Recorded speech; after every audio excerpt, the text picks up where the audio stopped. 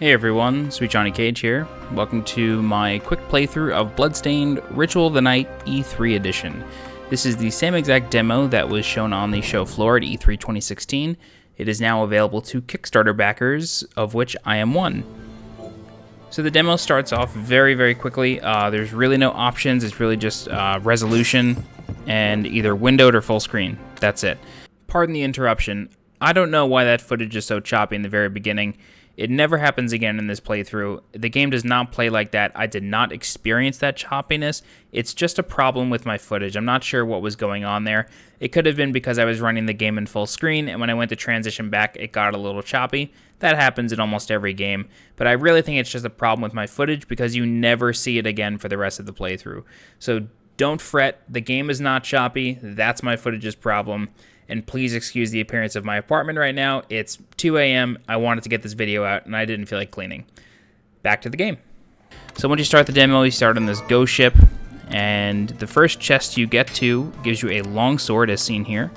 And the longsword can be equipped in the start menu, or the pause menu, very similar to Symphony of the Night and other Igavania games.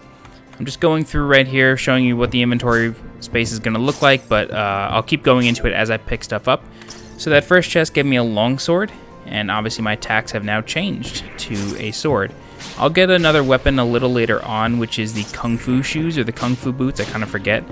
And that drastically changes Miriam, which is the main character.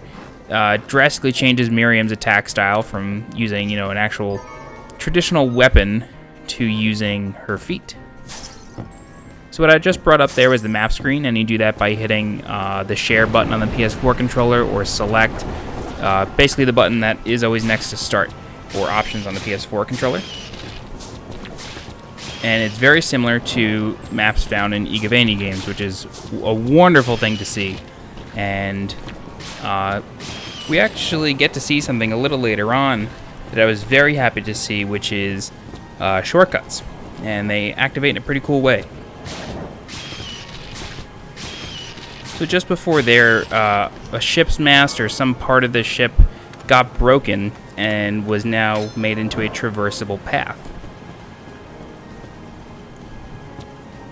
And that path led to a chest with the leather chest piece, which I don't think changes Miriam's appearance. Not too much that I could notice.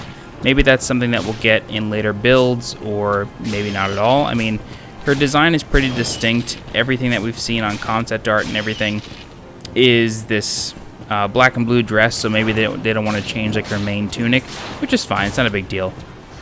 This is a Dula Hammer, which are these much larger enemies, and I level up off of them actually. And leveling up, so far, what I can tell, just increases your health and magic. It doesn't seem to increase your damage too much, which is fine.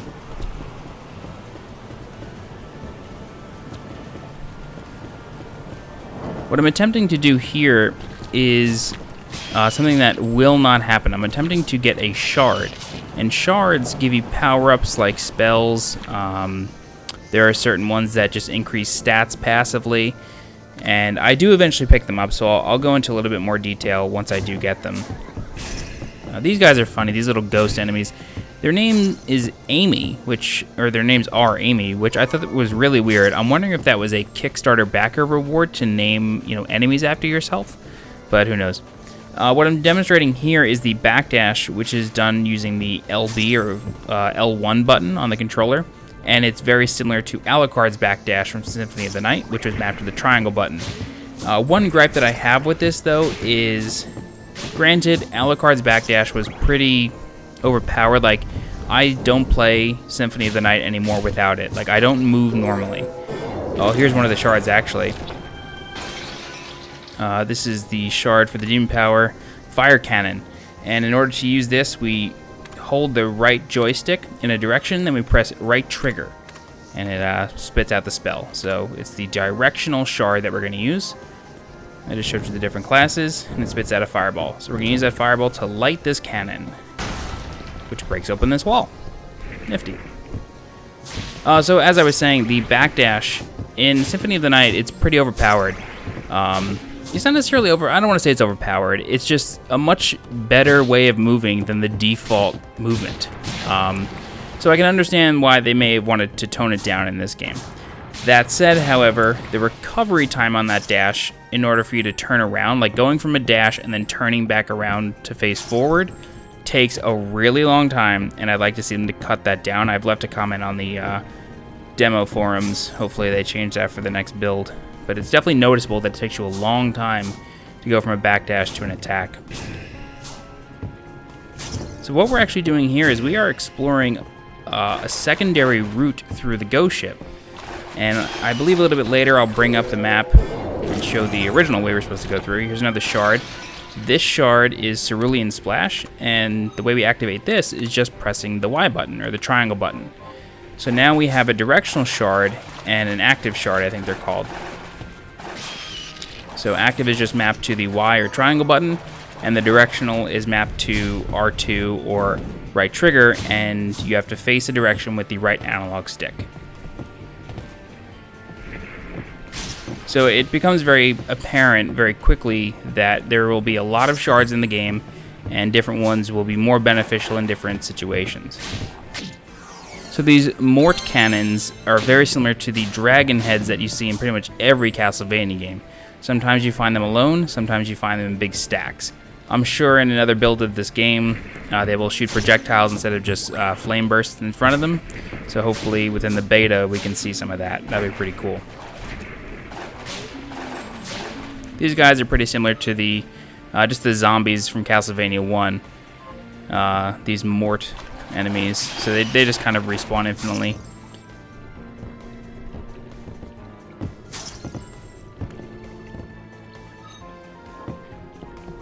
So as you can tell, my method of attack is pretty similar to how I usually play these types of games, in that I jump and attack on my way down. You can do it a lot faster because you get a little bit of a jump cancel, and you could attack you could do more attacks in a quicker succession this way.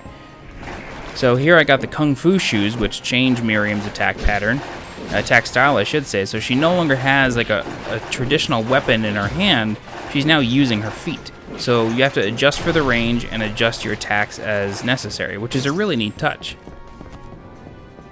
I'm not sure what other kinds of weapons or techniques she'll have in the game, but I mean, even just this in an E3 demo is really cool, and I think it's a really neat way of changing up traditional gameplay without losing the identity that is an Igavania game.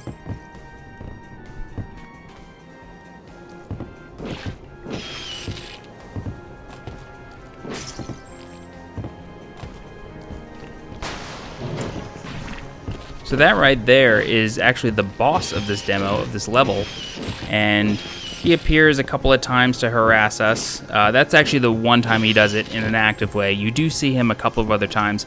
If I'm not mistaken, you actually see him the second you get to the outside portion of the ship in the beginning of the area, but that's the first time that he's really in your face and trying to, you know, mess with you, which is nice.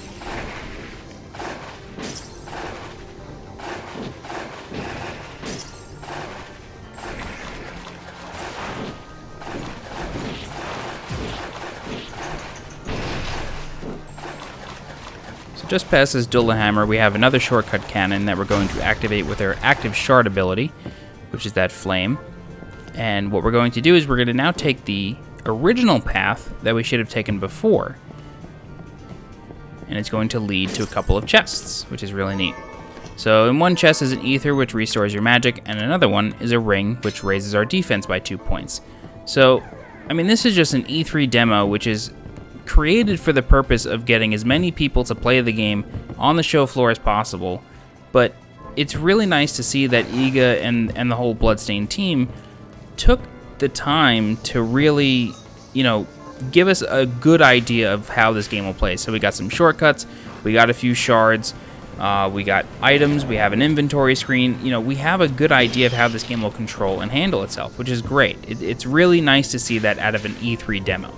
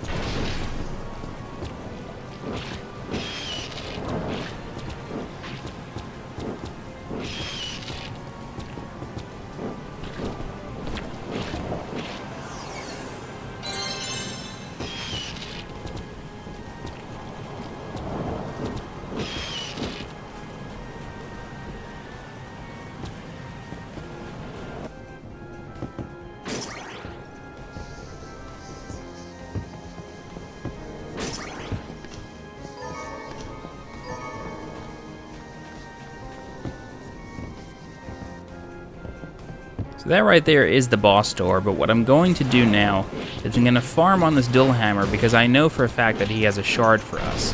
And there actually is another shard that we did not pick up in this playthrough, and that is a passive shard that drops off of those cannon enemies, I do believe. Oh no, it actually drops off of those spinning dog-faced enemies.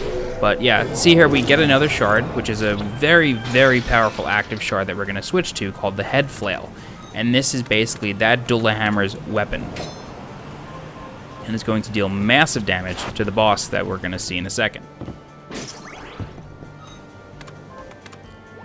Now, unfortunately, I don't know what exactly causes the shards to drop. I'm not sure if there's a system or if it's just completely random. I don't know if there's a way to tell in this demo. If there is, I didn't see it. Hopefully by the time the beta rolls around, we'll learn a little bit more about that.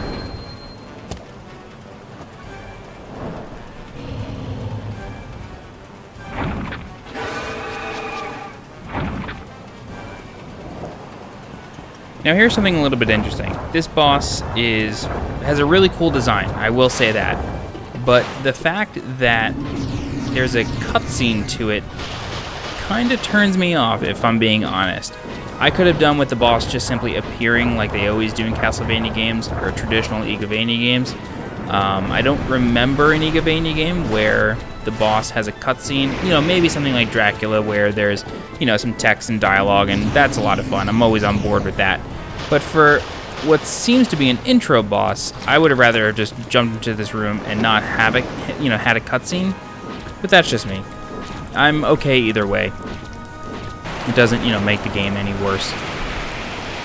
So this boss has a couple of, I don't want to say phases, because I'm not sure if this happens after a certain amount of damage or a certain amount of time.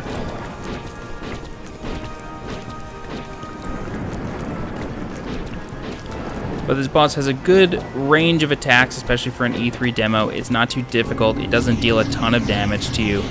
But it does have a good amount of attacks and a decent amount of health to where you sort of feel like you're threatened. But this is my second time through the demo, and I took care of it with relative ease. So once you kill that boss, that's the end of the demo. Some closing thoughts. I think this is a really, really, really good demonstration of what this game will become. Given that this is simply just a demo that they're going to give to people on the E3 show floor, they're trying to get as many people to play this game so they can't make it too long. If this is what they had to show, I'm perfectly fine with that. And this to me is a good indication of the progress they've made since the Kickstarter ended and since they started development. The beta should be on its way soon for Kickstarter backers, so if you've backed it, I'm not 100% sure the tier, but just check your email and you'll find it. But yeah, so the beta should be on its way soon, hopefully within the next few months, and we can get some more gameplay. Alright guys, I'm SweetJohnnyCage, thanks for watching, and I'll see you next time.